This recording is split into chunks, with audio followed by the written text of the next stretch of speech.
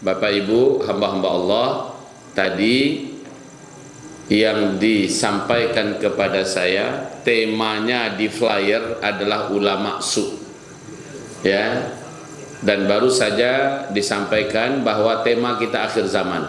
Sekarang saya mix, diadu ulama su dengan akhir zaman dan ketemu di Palestina. Baik Bapak Ibu yang kami muliakan, ulama su, apa ini maksud dengan ulama su? Ulama tapi jahat, ulama tapi di neraka nanti tempatnya. Ini yang disebut Nabi dalam hadisnya, awwalu man uqdhifa 'alan nar min ibadatil wathan al ulama. Yang paling pertama dilemparkan ke dalam api neraka dari kalangan umatku, bahkan mengalahkan para penyembah patung dan berhala, saking paling pertamanya siapa? Al-ulama, kata Nabi, para ulama. Ulama yang mana yang akan dilemparkan duluan ke neraka ini? Bahkan lebih duluan dia dilemparkan daripada penyembah patung dan berhala. Inilah yang dimaksud dengan ulama su, ulama yang jahat, ulama yang buruk. Begitu juga Nabi mengatakan nanti akan ada orang-orang mengelilingi seorang lelaki yang ususnya menjulur keluar di dasar neraka jahanam. Dia berusaha menarik ususnya yang berserakan, ya, di dasar lantai neraka.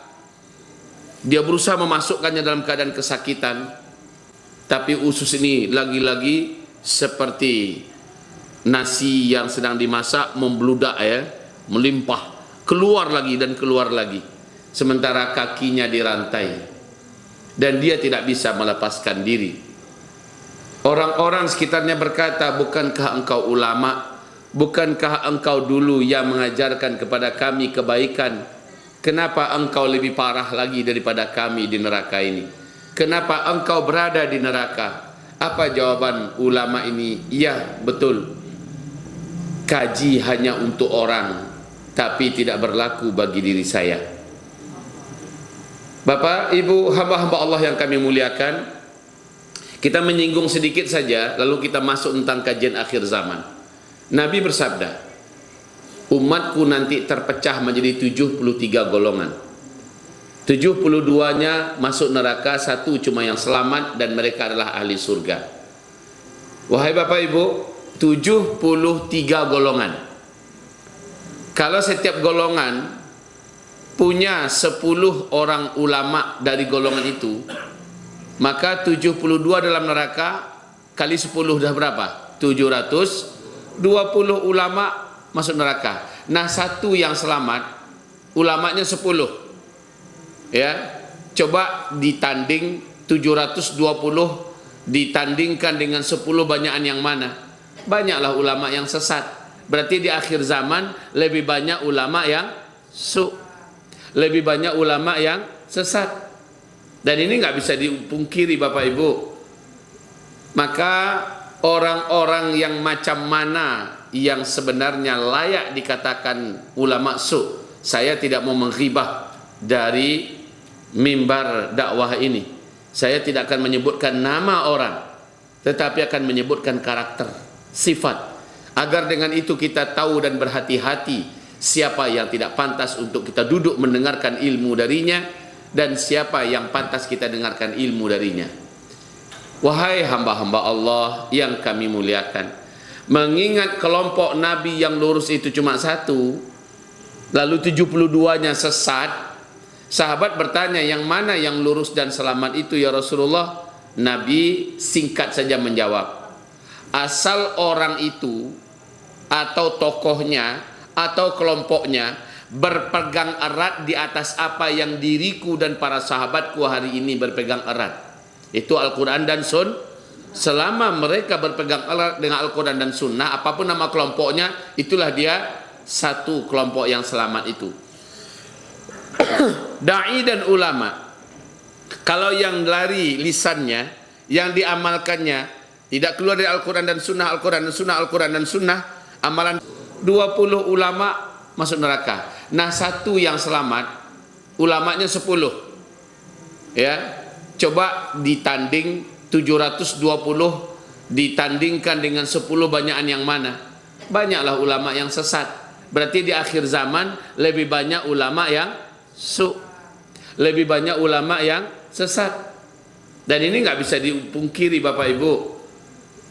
Maka orang-orang yang macam mana yang sebenarnya layak dikatakan ulama saya tidak mau menghibah dari mimbar dakwah ini. Saya tidak akan menyebutkan nama orang, tetapi akan menyebutkan karakter, sifat, agar dengan itu kita tahu dan berhati-hati siapa yang tidak pantas untuk kita duduk mendengarkan ilmu darinya, dan siapa yang pantas kita dengarkan ilmu darinya. Wahai hamba-hamba Allah yang kami muliakan, mengingat kelompok Nabi yang lurus itu cuma satu, lalu 72-nya sesat. Sahabat bertanya, yang mana yang lurus dan selamat itu ya Rasulullah? Nabi singkat saja menjawab, asal orang itu atau tokohnya atau kelompoknya berpegang erat di atas apa yang diriku dan para sahabatku hari ini berpegang erat, itu Al-Quran dan Sunnah.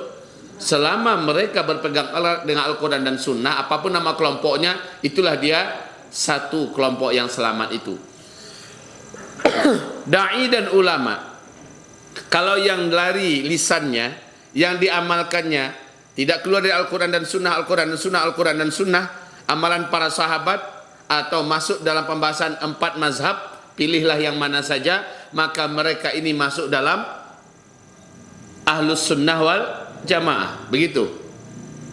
Tapi kalau dia mengajarkan yang tidak ada diajarkan Nabi, tidak ada dalam ayat, tidak ada dalam hadis, tidak pula dijelaskan oleh para ulama-ulama mazhab kita yang 4, berarti jelas dia bukan termasuk ulama yang lurus. Singkat saja Pak, itu aja kuncinya. Kalau kita rinci lebih luas lagi, tak cukup waktu. Kemudian Imam Syafi'i ditanya, wahai Imam, banyak ulama yang hari ini menyesatkan. Ulama yang macam mana yang engkau suruh kami untuk mendengarkan kajiannya dan mengikuti fatwanya, petuahnya? Apa kata Imam Syafi'i? Carilah ulama yang paling dibenci oleh penguasa-penguasa yang kafir dan orang-orang munafik. Kalau ada orang munafik benci dengan ulama itu, kalau ada penguasa-penguasa kafir benci dengan ulama itu, maka ulama ini adalah ulama benar. Ulama ini adalah ulama lurus.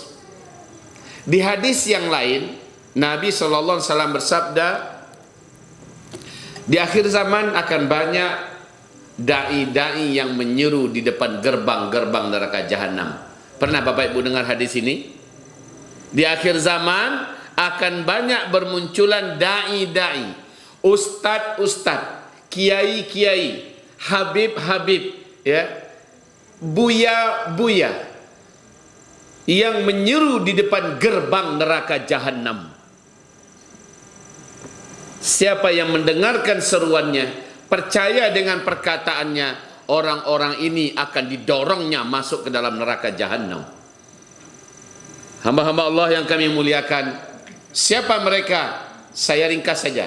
1. Ulama yang tidak mengajarkan ilmunya dari Al-Quran dan hadis, Al-Quran dan pengamalan Nabi dan para sahabat, atau imam mazhab yang 4. 1. Ini jelas ulama sesat. Kita ringkas saja ya Bapak Ibu.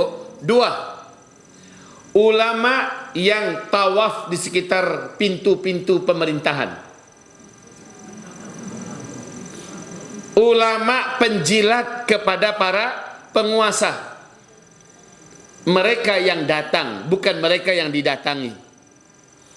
Ulama macam ini kata Rasulullah adalah lissun, maling. Siapa yang mendatangi penguasa dari kalangan ulama, dia tidak untuk meluruskan kesalahan para penguasa. Dia sedang tidak menegakkan amar bil ma'ruf nahi anil munkar, tapi hanya duduk di depan penguasa berharap ada sesuatu yang bisa didapatkannya dari para penguasa tersebut, ketahuilah kata Rasulullah, dia adalah lisun, dia adalah maling. Orang yang duduk di depan penguasa dari kalangan para ulama, lalu dia lihat penguasa itu melakukan kesalahan, dia tidak mengingkari kesalahan itu, dia tidak meluruskan kesalahan itu kepada yang benar, dia diam saja, hilang 2/3 agamanya, kata Rasulullah sallallahu alaihi wasallam. Lanjut Nabi berkata, bila ia malah mencari-carikan dalil untuk membela kesalahan penguasa yang salah tadi, orang kaya yang salah tadi, hilang seluruh agamanya. Dicari-carikannya dalil, dicari-carikannya ayat hadis, fatwa, perkataan apa yang bisa membenarkan kekeliruan, kesalahan atau mungkin kejahatan sang penguasa yang sedang berkuasa. Kalau ada ulama yang macam ini, ulama itu hilang ya seluruh agamanya. Nauzubillah. Baiklah Bapak Ibu, sekali lagi saya tetap menghindarkan diri dan tidak mau menyebutkan nama, agar saya selamat ya, dan kita semua tidak terjebak dalam ghibah. Kita tidak memakan bangkai dalam majlis yang mulia ini.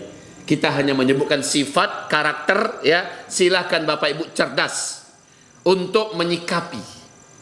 Jadi kalau ada para ulama kerjanya tawaf di sekitar pintu-pintu para penguasa, orang-orang kaya, tidak untuk meluruskan, tidak untuk menegakkan amar bil ma'ruf nahi anil munkar, tapi malah mengharapkan sesuatu, baik jabatan, posisi atau fulus, maka ini jelaslah orangnya, bukan orang yang layak untuk kita duduk mendengarkan kajiannya. Hadirin masyiral muslimin, ada satu fenomena yang sangat kontras. Apa itu? Tentang Palestina. Di Indonesia ini ada ulama-ulama, dalam tanda kutip ya, yang diorbitkan pernyataannya, diramekan, digadang-gadang di media-media sosial. Apa katanya? Jangan percaya dengan Hamas. Jangan percaya dengan Hamas. Apa kalian yakin bantuan yang kalian kumpulkan ini sampai ke sana? Kan gitu bahasanya Pak ya. Ada lagi yang mengatakan Hamas itu adalah ISIS. Hamas itu adalah buatan Israel. Ya, Hamas itu adalah Syiah. Macam-macam bahasanya Pak, yang membuat umat akhirnya melihat Palestina itu abu-abu. Ulama yang macam ini, wallahi, apakah dia tak tahu atau pura-pura tak mau tahu, atau karena dia sudah kemakan sogoan atau masuk perangkap? Bahwa Nabi bersabda sallallahu alaihi wasallam, selalu ada, kata Nabi, sekelompok umatku yang terus berperang di atas kebenaran. La tazalu isabatun min ummati yuqatiluna 'alal haqq. Selalu ada sekelompok umatku selalu berperang di atas kebenaran. La yadurruhum man khadalahum. Mereka tidak pernah bisa ditimpakan mudarat apapun oleh orang-orang yang ingin menjatuhkan, mengalahkan dan menghinakan mereka. Tidak pernah berhasil. Mereka tidak pernah bisa dikalahkan. Mereka tidak pernah bisa ditimbulkan mudarat illa la'wa, kecuali hanya beberapa musibah. Hancur rumah, hancur gedung, rata masjid, ya. Paling itu, hanya itu yang musuh bisa buat. Tapi mereka tidak bisa dikalahkan. Dan mereka senantiasa zahirina 'alal haq. Mereka senantiasa unggul ya di atas kebenaran, mengalahkan lawan-lawannya. Hatta ya'tiya amrullah, sampai datang keputusan Allah. Di hadis yang lain, sampai turun Nabi Isa alaihi salam. Bertanyalah para sahabat, ainahum ya Rasulullah. Apa arti ainahum? Di manakah mereka ya Rasulullah? Apa jawaban Nabi? Hum bi Baitul Maqdis. Mereka berada di Baitul Maqdis. Wa aknafi Baitul Maqdis, dan mereka berada di sayap-sayap Baitul Maqdis. Tolong buka sekarang peta Palestina. Bisa dilihat ke layar kita. Layar cuma satu. Hanya satu layar kita, di belakang tak ada layar. Baik ya, kita nikmatilah yang satu ini. Lebih rancak ado pada indah.